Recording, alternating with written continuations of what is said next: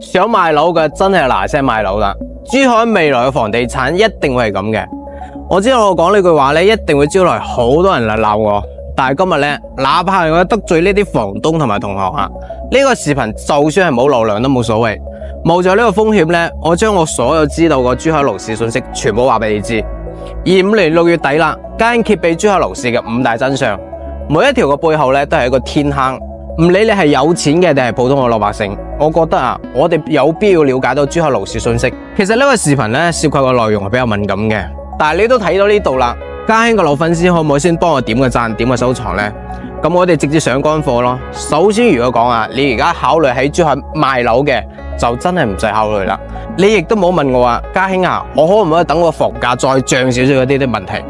特別呢啲樓咧，仲係呢啲剛需嘅小戶型啊，有人買嘅真係嗱聲出咯。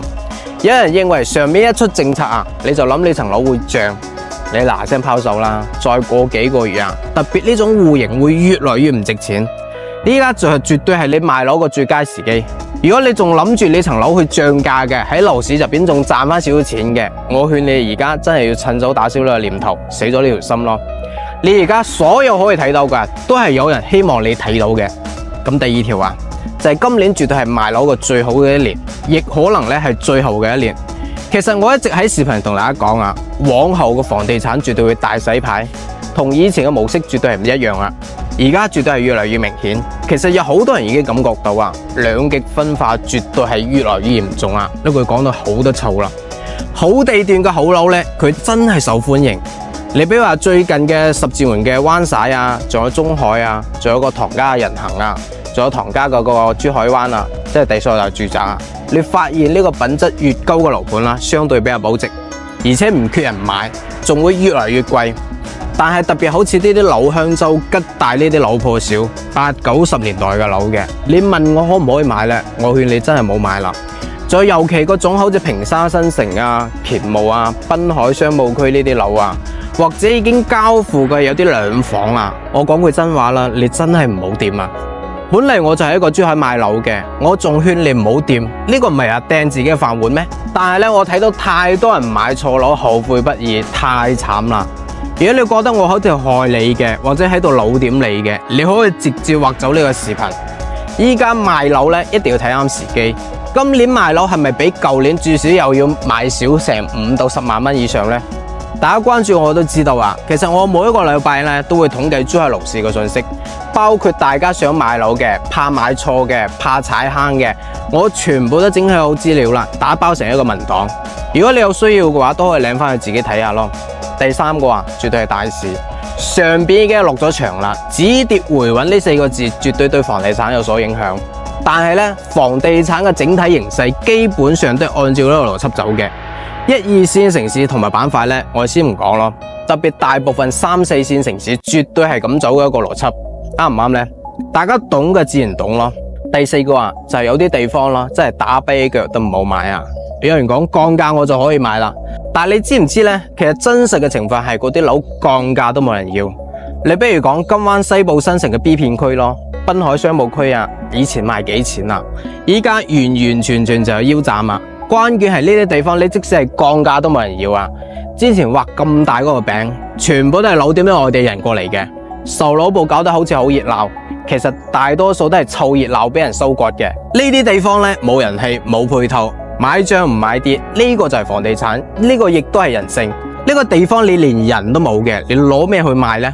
咁第5個啊，就係普通嘅老百姓啦，尤其係特別嗰啲剛需啊，買樓一定要量力而行。雖然呢個政策一直不斷，利好一直不斷，啱唔啱呢？2套房嘅首期咧已經喺度降低，同埋首套係一樣啦。全量房嘅房貸利率咧都喺度降低，但係咧我見過太多人買樓太過盲目啦，太過倉促啦。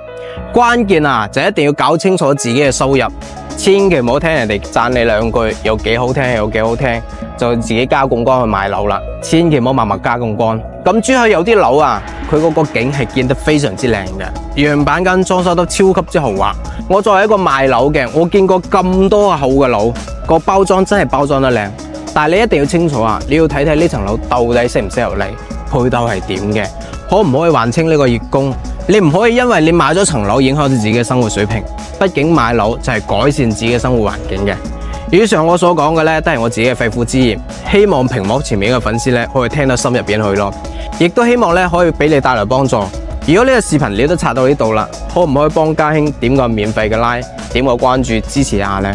買樓之前呢，一定要了解板塊內有冇重大嘅不利因素，板塊嘅定位同埋能級係點嘅，板塊內嘅樓盤有邊啲優缺點嘅，你自己可唔可以接受嘅？呢度呢，為咗保障我嘅粉絲啊，我同我嘅團隊使咗將近1個月嘅時間，整理咗2025年下半年珠海最新嘅購房白皮書，入邊包含咗珠海市區所有板塊價值嘅介紹，仲有各大二手樓盤嘅優缺點分析、購房各種注意事項等等，都係非常實用嘅購房資料。如果你有需要嘅，可以直接掃描屏幕上面嘅 QR code， 直接後台聯繫我，免費領取，免費嘅唔使使錢，領翻去慢慢睇。買房係大事，怕買錯，想聽真話嘅記得關注家興。我做自媒體嘅初衷呢，都係為咗打破呢個信息差，等房價更加之透明，等呢個信息更加之通達，等我哋普通人呢唔再買錯樓。如果你真係認可家興呢種態度嘅，請俾我一次機會，俾你一次選擇。我係珠海家興，我可以幫你喺珠海買樓路上避坑嘅人。最後記得 follow 家興嘅頻道。